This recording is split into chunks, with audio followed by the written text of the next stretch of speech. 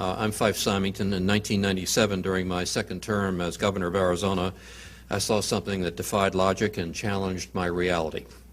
I witnessed.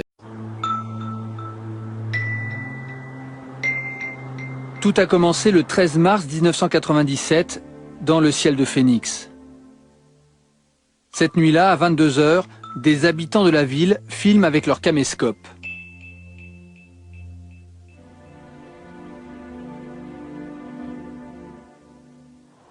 Figure this one out. There's a double. There's a third one.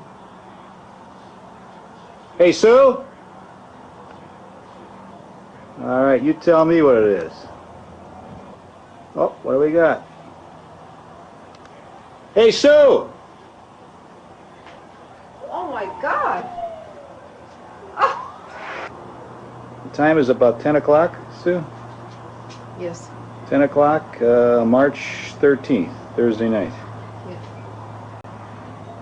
Isn't that weird? Look at that. Au même moment, à l'autre bout de la ville, un caméraman amateur saisit la même scène sous un autre angle. Jesus Christ, it's some kind of spear or something. Oh, you got to keep on. There's another one too. Where? Oh, look at that. Whoa, look at them. There's 4 of them. Look at there's 3 of them all together. Oh! Another one just showed up. They're multiplying. Whoa! Maybe somebody's setting up. And there's geometry behind this. Les lumières ont disparu les unes après les autres, après environ 5 minutes. Went to humorous and controversial lengths not to stir the pot.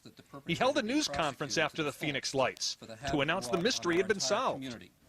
And now I'll ask Officer Stein and his colleagues to escort the accused into the room so that we may all look upon the guilty party. Don't get him too close to me, please.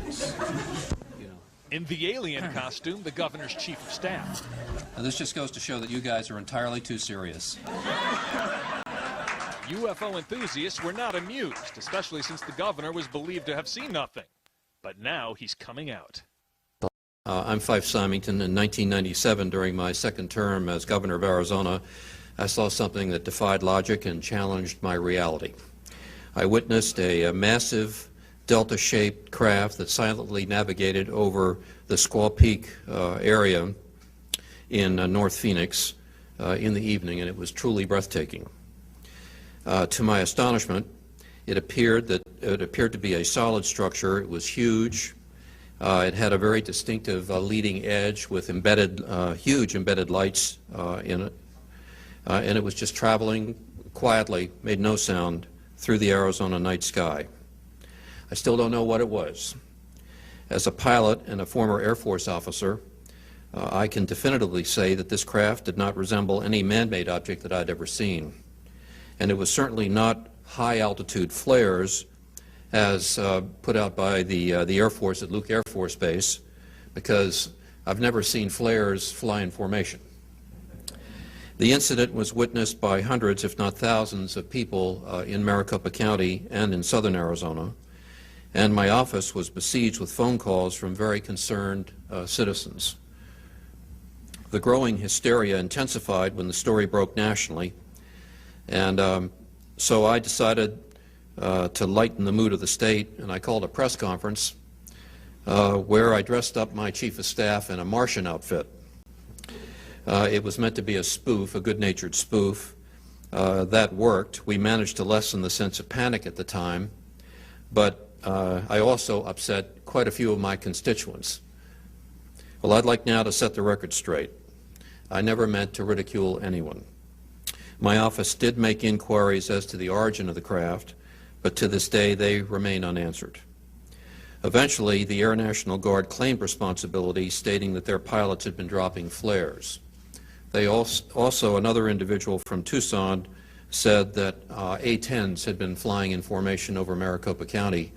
But those of us in the Air Force, and those of you who know about A-10s, they're called the Warthog, it's a tank-killing aircraft, know that it's the noisiest machine in the sky, and there's no way that a flight of A-10s could come over Maricopa County and be quiet. That just doesn't work.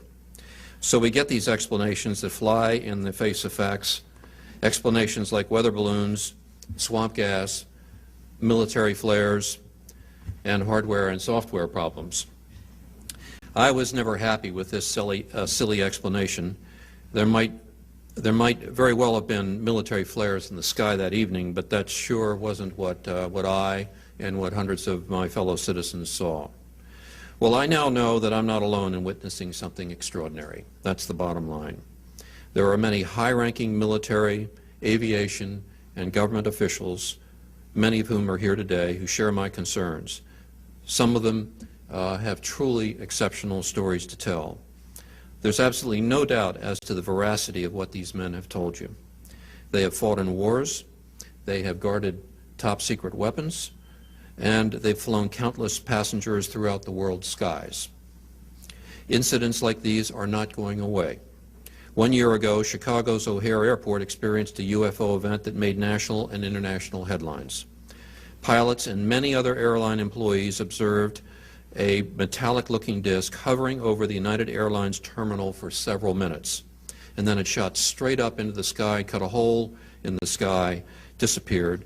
The FAA apparently did not investigate, dismissed the sightings as weather. We want the United States government to stop perpetuating the myth that all UFOs can be explained away in down-to-earth and conventional terms. Instead, our country needs to reopen its official investigation that it shut down in 1969. The United States government can no longer shun an international dialogue about this phenomenon, and we invite the government to work in cooperation with countries as represented on both sides of me here today. When it comes to events of this nature, dealing with the great unknown, we deserve, I believe, more openness and a serious pursuit of the facts by our government. Thank you very much.